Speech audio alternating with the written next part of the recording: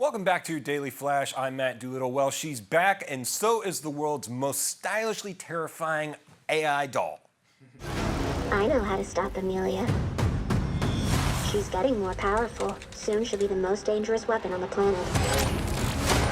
Put me in a body, and I'll help you stop her. You remember what happened last time. You threatened to rip out my tongue and put me in a wheelchair. I was upset. Look, she wants to help us. Everyone deserves a second chance. You would like us to rebuild a deranged robot in order to catch another one. Would you prefer I gave you a printout that you can read at your own pace? And joining us to talk about the film M3GAN 2.0 is the brilliant and breathtakingly captivating Allison Williams. Hey, Allison. Thank you. What an introduction. I'm so honored. Well, M3GAN is back and more advanced than ever, and so are the scares in this one. What was your reaction the first time you read the script for M3GAN 2.0?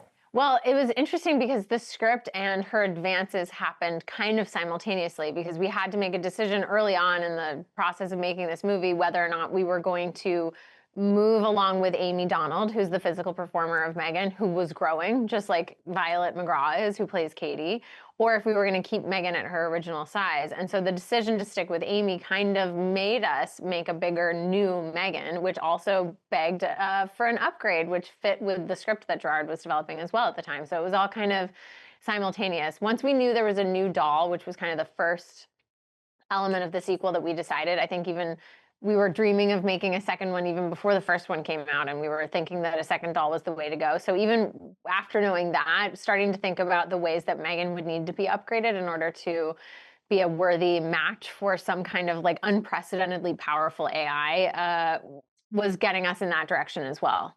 Were there any scenes where you had to keep a straight face while filming her wild moments? Honestly, like no, because when I'm watching Amy do the M3GAN, when she's doing the dance, I'm just so she's so joyful and she's so thrilled to be doing the performance. And I feel like any kind of physical performance that Amy is doing is kind of filled with her personality and her joy, whether it's dancing or just doing M3GAN's physical movements. However, I feel like the scenes where it's harder to keep a straight face are the ones where M3GAN is in the animatronic form and she's just doing her thing and we're doing a very high stakes dialogue, whatever it is. Maybe I'm a little bit emotional.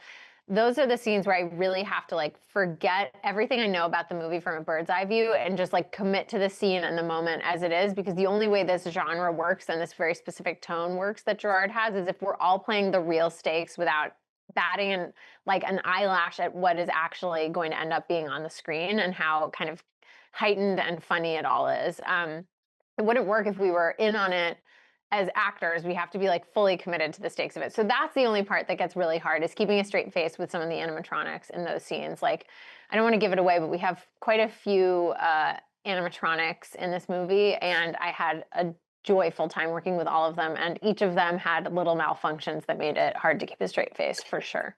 Well, thanks, Allison. For more on M3GAN 2.0, make sure you head over to dailyflashshow.com, and we'll have the links to the movie on there.